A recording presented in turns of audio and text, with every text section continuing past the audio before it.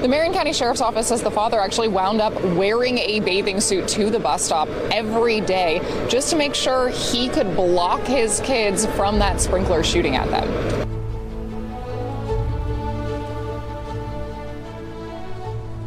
Oh my God, guys, look how beautiful the sunset looks.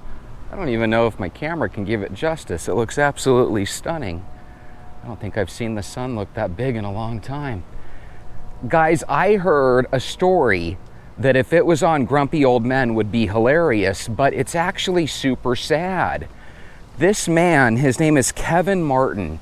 He has 2 kids that are both disabled, and I believe Kevin only has 1 leg, but I wasn't able to fully ascertain that. So what's sad about this story is he goes to the bus stop with his kids in his bathing suit. And you might be wondering, why is he doing that? The reason he does is because his neighbor, 61-year-old Antonio Roman, has actually timed his sprinkler system to aim right at the bus, the school bus, as it picks up the kids getting on their bus.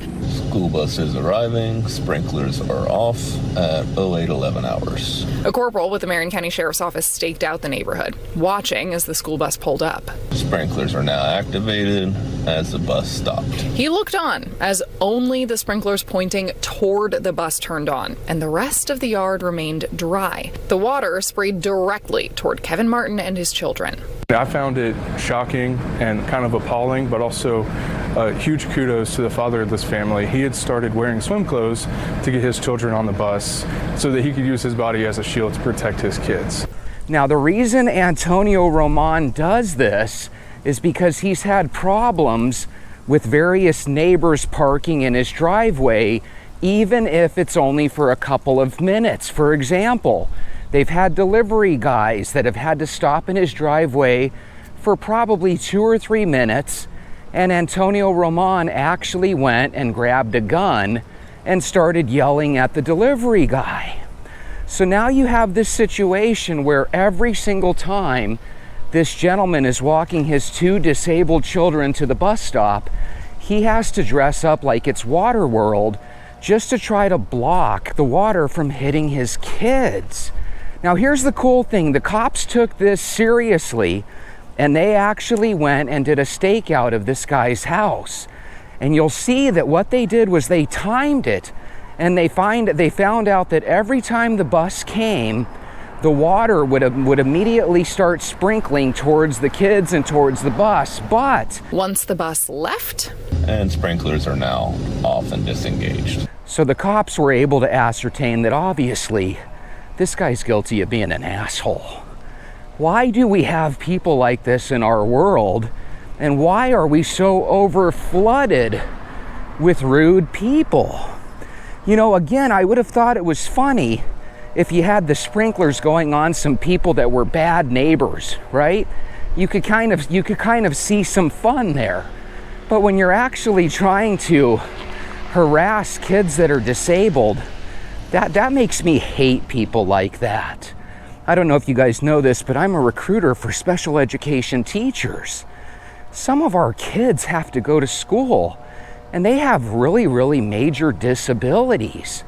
And the whole idea that this neighbor probably laughs his ass off every day as he gets these kids soaking wet, what kind of evil jerk does such a thing? And for Father Kevin Martin, instead of taking action into his own hands, to dress up like it's a swimming party every single day, probably biting his lip, he could probably easily kick the 61-year-old's ass, but he's a good father. He wants to be there for his kids. He did it the right way. The cops got involved, the HOA got involved, and now Antonio Roman has some serious charges against him. He's got 4 counts of stalking, 2 counts of battery, and 2 counts of battery of a disabled person, according to the Marion County Sheriff's Office. So here's the good news. Sometimes bad things happen to good people, but sometimes good people are looking out for us and they can end up making things happen. In this case, this Antonio Roman is now a felon with a lot of trouble coming his way, and I'm happy. How about you guys? If you guys liked the fact that he's getting in trouble, maybe hit the thumbs up button. If you don't, I'm just gonna assume that you're on Antonio Roman's side.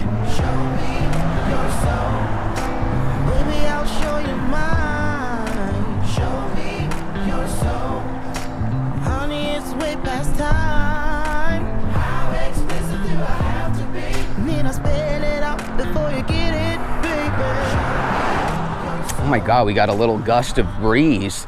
That feels wonderful. Holy moly. When you're sweating and the breeze hits you, it feels almost like air conditioning. I like it. I've lived by neighbors like this. When I was in an apartment complex, I used to hate when neighbors were loud. And if I did complain on neighbors, it was honestly once in a blue moon. I didn't try to make a habit of it because I know people like to be able to watch a movie. And sometimes when you're watching a movie on a Friday night, sometimes people like to play it with a little volume because that's the best way to enjoy some movies.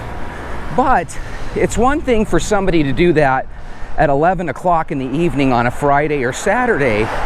It's another thing for them to do it at 3 or 4 in the morning on a school day, right? There's certain things where you can look the other way and be a cool neighbor, and then there's other situations where people force your hand. And I just feel like this guy was really forcing people to take lawful action. And again, I think there's some dads out there that would have probably threatened the guy and even kicked his ass. But again, I felt like their father handled things perfectly. Chef's kiss. Mwah! We're gonna get into comments like we always do. And I know there's a handful of you that are still with me because for whatever reason, my videos don't get very many views. I can cry about it, but here's the thing. I want to have a serious talk with you guys because I know the people that are here. I know you guys by name. Sean, Carla, Mala, maybe Terry the Terrify, right? AZ Raccoon, Micah. You guys are pretty much here with me on all my walks. So here's my question for you. Crime in every single facet has plummeted since we got the troops on the ground in Washington, D.C. And so what I'd like to know is, I asked this question about, a week or so ago. I said, what are we gonna do if President Trump actually succeeds? What are we gonna do if Washington, D.C., which by the way, did you guys know this? It's the deadliest place in the world per capita. Is that crazy or what? 13 times the murder rate in DC as the average city. It's literally hell. And now, crime's down like 80% across the board. Just incredible. Now here's the only problem. When they take away that military presence, it's gonna be like the purge. You're literally going to have more crime than ever when they pull out the military. So here's my question to you guys. I think President Trump proved one thing, that if you refuse to allow crime to flourish, it quickly dies. If we could lower crime in all the major cities by 75% in the matter of days, why don't we just do it? Look, I don't like the idea of having military boots on the ground. It looks awful. But it looks a hell of a lot better than just letting crime be everywhere. And here was the really cool thing. They spoke to people there on the ground and they said, hey, it's never felt this safe before. They showed one guy walking through a parkway or something, and he was like, I've never been able to do this before. It was just too dangerous. I mean, imagine how many venters out there in the DC area want to take a daily walk, and they were never able to because they feared for their lives, they feared for their safety. So my thinking is, let's throw away Republicans, let's throw away Democrats, and let's give President Trump his flowers here. He really did a kick-ass move. And even if it ends up going right back to shit, he proved one thing. If we are determined to snuff out crime, we can do it. So my thinking is, why don't we force the hands of our politicians to actually do this? Imagine if we did this for every major city until crime got underhand, or in control rather than out of control. I think you instantly make America a better place to live. So I really wish we could get some people on the left to stand up and say, you know what? I'm not Republican. I'm not a fan of the orange man, but we need to keep this going.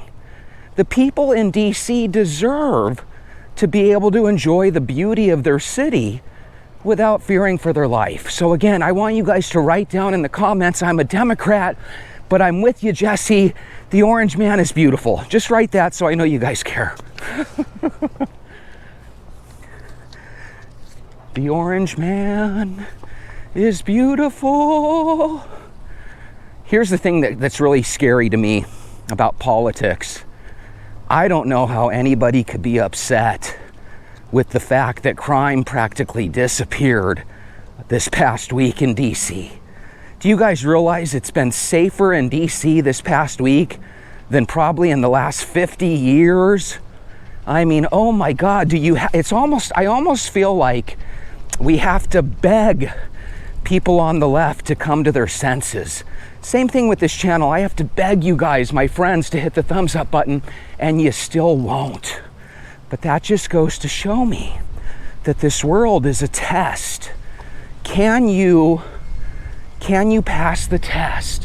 When the world seems to be against you, can you rise up and make it happen? I don't need you guys to hit the thumbs up button. I'm not gonna quit. I'm just gonna find more of you that will hit the thumbs up button. God bless it. Hypatia Muse says, this society is losing its empathy. I know, I can't even get the venters to like my videos. And decency. It's open cruelty to some of the most vulnerable people is being flaunted. Hypatia Muse, it's so easy for mean people to be mean to people that can't kick their ass. What do you mean, Jesse? Well, when you literally try to pick on people that are in wheelchairs and are missing limbs and they're disabled, you're the biggest pussy I can imagine. Does anybody agree with me? Why do bullies always pick on such easy targets? You know? That's the one thing about the NFL that I love. Here's a shout out to the NFL. Those MFers are tough. They don't care if you're bigger, stronger than faster. They're gonna hit you in the mouth. I wish God would give all of the victims that superpower just once to slap that bully in the mouth and make him shut up.